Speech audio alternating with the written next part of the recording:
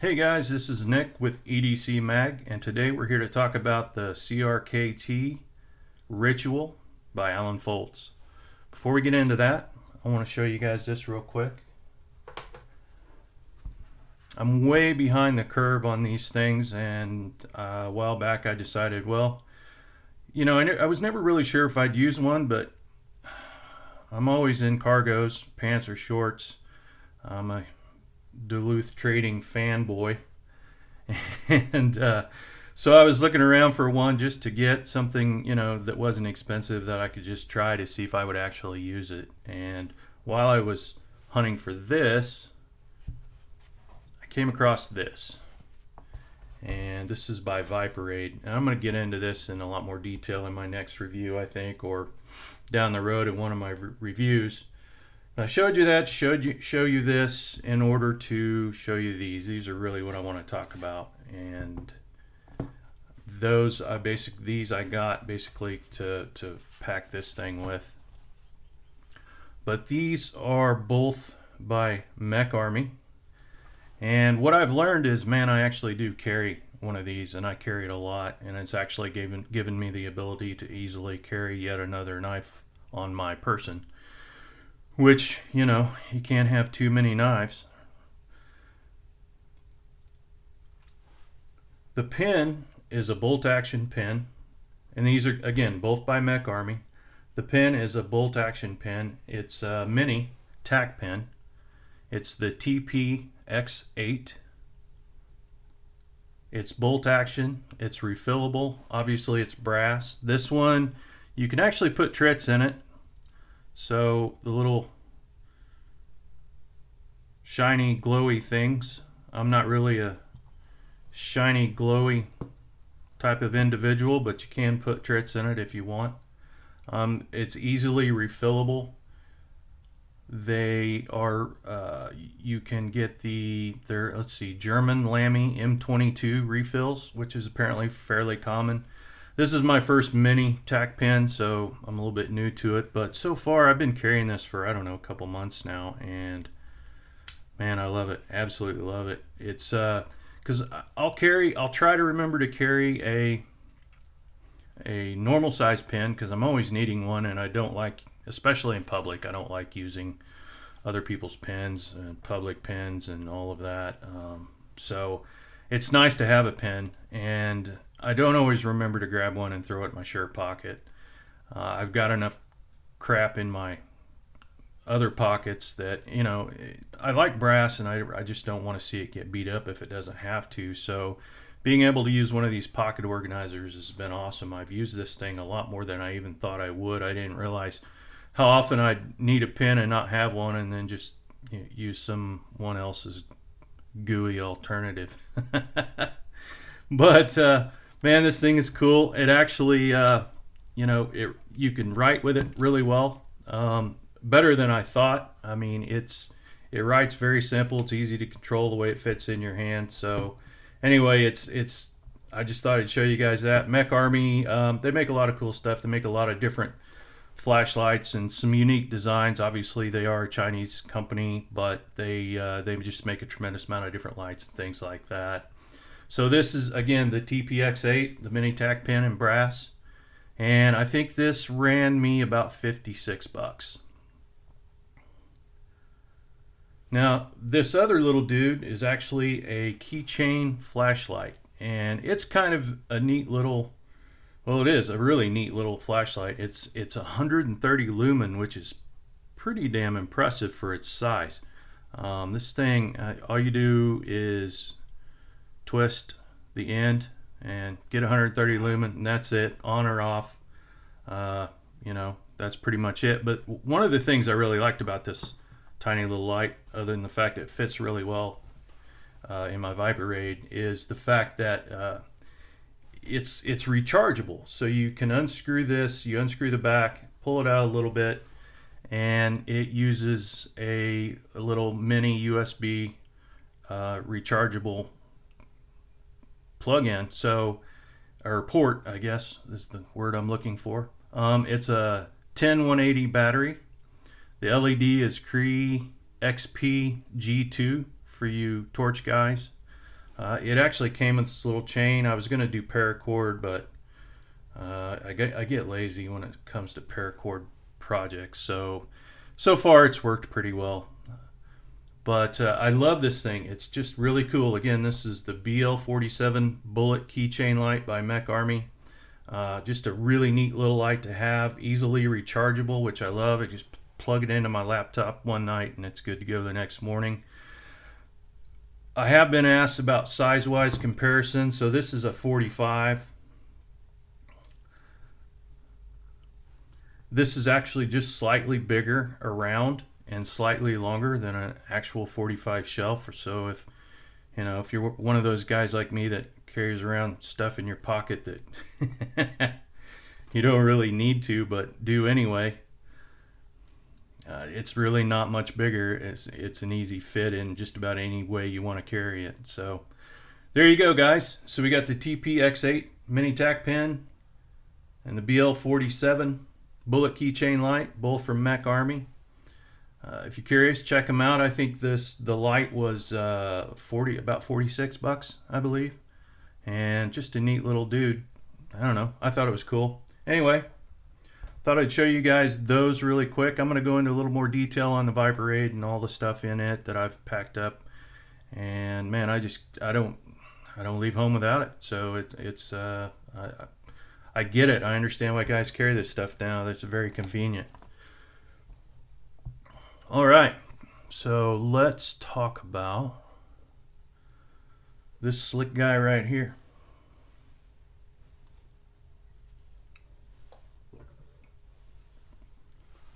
This is made by CRKT. It's designed by Alan Folts. Now, Alan Folts is a custom knife maker out of Florida. Very cool guy, very passionate about knives. If you've ever seen any of his interviews, man, the guy is just, he's a pretty cool dude. I had one of his customs briefly, but it really wasn't quite my style. So I never even actually reviewed it. But he designed something for CRKT called the Minimalist, and it's a line of fixed blades that have just been super, super popular for CRKT. And he designed this. Now, I like big knives. I like recurved blades. And when I saw this thing, I just went, oh, that looks like a lot of fun. So as far as the specs go, it's CRKT. It's made in China. Most of their stuff is. But, you know, for a fun knife that's unique, man, this thing's hard to beat. Back maybe 2 or 3 years ago, HEA did a knife that was called the Equilibrium, I think. That was a similar, somewhat similar kind of, you know, I don't know, Persian scimitar style blade. But there's not a lot of them out there in the marketplace. And every time I've ever seen one, I've done my best to pick it up if I could, because I just love the blade style. I just think they look really cool and look like a lot of fun, and they're unique. They're unique to the industry. There's just not a lot of them out there. VDK Vlad, he made one. It was a little 2.6 inch knife called the Pharaoh. Again, probably 4 or 5 years ago. I had several of those. Great little knife back when we were making his knives. Just a fantastic little knife. Probably one of my favorite little knives ever. But again, this was by Alan, and man, it's just fantastic. It's a 4.3 inch 12C7 Sandvik steel blade. So again, it is what you think it's going to be. I mean, this thing runs about $70. It's got IKBS bearings. It is assisted. It's a liner lock. Just a really super neat, fun blade. There are just a ton of things I like about this. I love the fact that it's a 4.3 inch blade, so it's a longer blade, but it's not a really tall blade. So it's only about 6 ounces. And again, this is a production knife, obviously, so you can look these specs up on anyone that sells CRKT. Now, I pre-ordered this in early January, And man, I don't think I got it till like the first part of March. And when I first got it, I should have done a review then, but life had other plans. And when I was looking online, man, there wasn't a lot of reviews out there. It seemed like guys got it and they went, there it is, okay. But there wasn't much in the way of reviews. Now, however, there are quite a few really good reviews on this knife out there. So this is just another review of it because I'm, as a general rule, behind. But I've been carrying this thing here and there and off and on quite a bit actually, and it's just, man, it's just fun. It's a fun knife. It's a liner lock. One of the things that, of course, I love about it is, man, that thumb stud. I love a thumb stud, and this thing just deploys with almost no effort. Now, it's assisted, so that means, you know, once it's locked in there, it's locked in there. It's not going to fall shut because it's assisted. You cannot, I'm going to tell you right now, I've tried this with so many assisted knives, and it just doesn't work. Even if there's a detent hole, there's no detent ball. You cannot de-assist these things and have them, you know, stay closed. I mean, there's just nothing there to keep the blade in.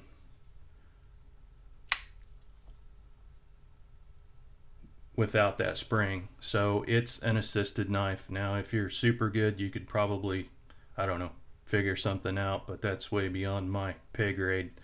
However, it's super smooth. You just barely touch that tab and it flies out, but at the same time, it doesn't kick so hard that, you know, it's going to jump out of your hand. But I'm sure you guys have played with assisted knives before.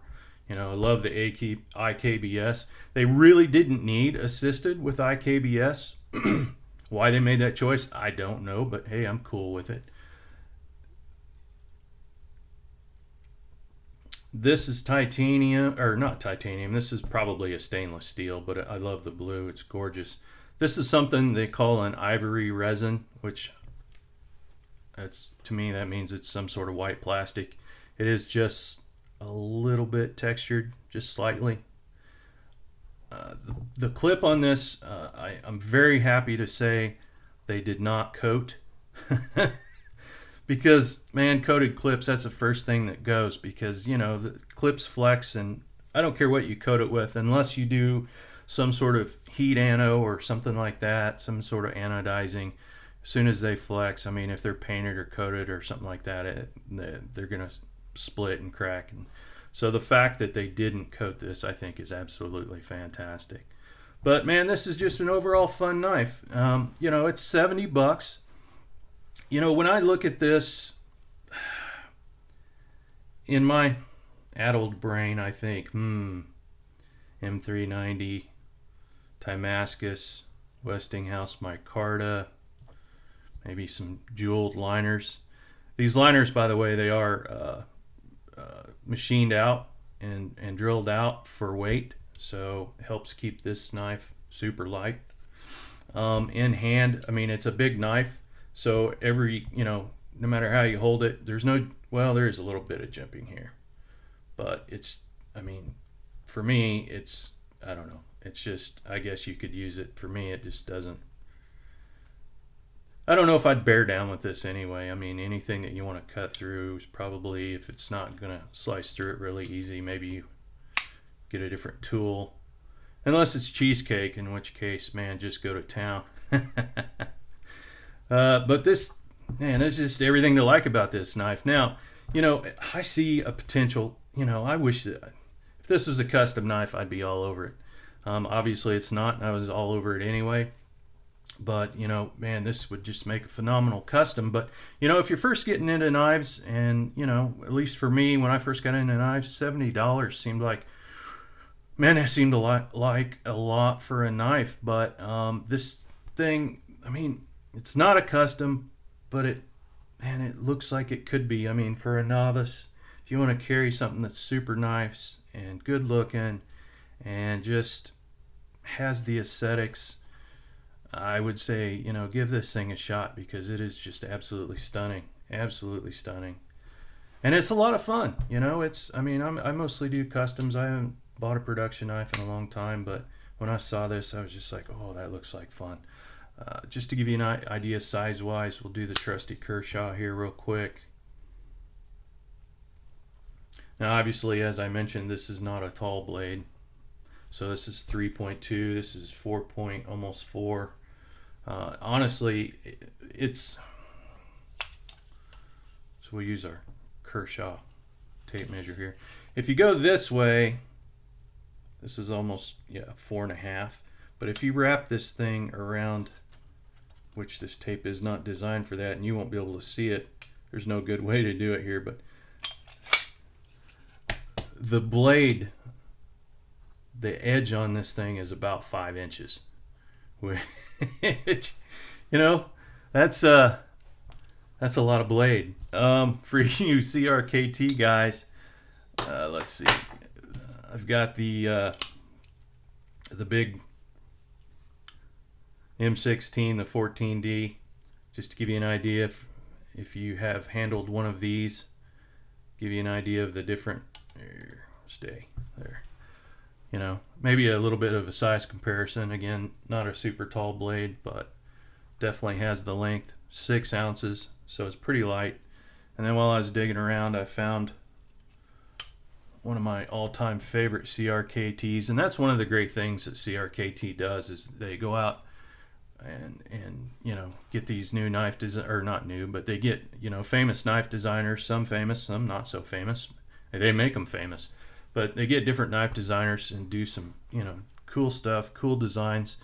Kind of like this is the Flavio Icoma Fossil, one of my all-time favorite CRKTs. I think I've got this in every version: 4-inch, 3.5-inch, serrated, non-serrated, black scales, you name it.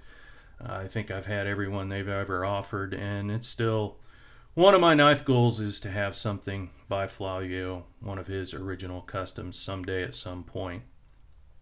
But anyway, this is actually, in my opinion, a fairly tall blade. Now, this is a little bit more average from CRKT. This is the, what is it? The Hootenanny. This is a Ken Onion knife. And, this is a little bit more normal as far as, and I think this is only like 3.2, something like that, a little under 3.5, somewhere in there. I don't remember exactly, but you can just see the difference in the tallness and the length and the height. But hopefully maybe you guys, some of you have had one of these CRKTs and it gives you an idea of what we're talking about here. Easy. So yeah, there you go, guys. I mean, Alan Folts knocked this thing out of the park like he did with his minimalist. I don't know if I would ever, serrating this because the blade's wide here and it gets a little narrow back here, and serrating that it might weaken that blade a little, and I don't know if it's really, I'm a huge fan of serrations, but I'm also a huge fan of VEF serrations on good steel, and I don't know that this Sandvik would be the right steel. I would say that 9CR really isn't the best steel to do serrations on, even though, obviously CRKT does them quite a bit and quite successfully, but there are definitely better steels out there. But if you're just getting into knives and you want something a little different, a little unique, man, this thing is just about as cool as they can be, and it's just a lot of fun, and I've had a lot of fun with this. And depending on where you're at and you're collecting, $70 may be nothing to you, or maybe a lot. I mean, we're all on a different path with our knife collecting, and that's all right. So take a look at this, give it a shot, give it a check. I don't know if you're somewhere where you can see these in person, but man, bearings, thumb stud, big ass blade, just a really cool. Folts and CRKT, they really knocked this out of the park. M390, I would love to see S35 or M390. M390 is one of my favorite flavors, so that's kind of what I lean towards, and you know, something a little more exotic for the bolster, and just, you know, I've got a knife with the micarta that absolutely will go to my grave with me, that I'll review at some point, by Chop Knives. But man, this thing is just fun. It's really fun. It lays flat in your pocket. I mean, you know, again, I'm wearing cargos, so this might be a little bit more, you know, a little bit more challenging to carry in your,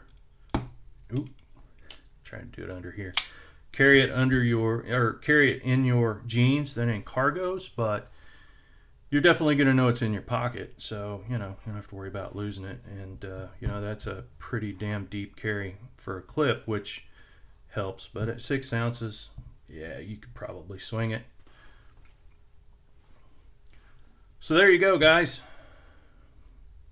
So we got the MecArmy, the TP X8 pen, the BL47 bullet keychain light, and this absolute, in my opinion, absolute home run by Alan Folts and CRKT, the Ritual. So do your research, give them a look, and you know, best of luck to you. I definitely recommend all 3 of these things.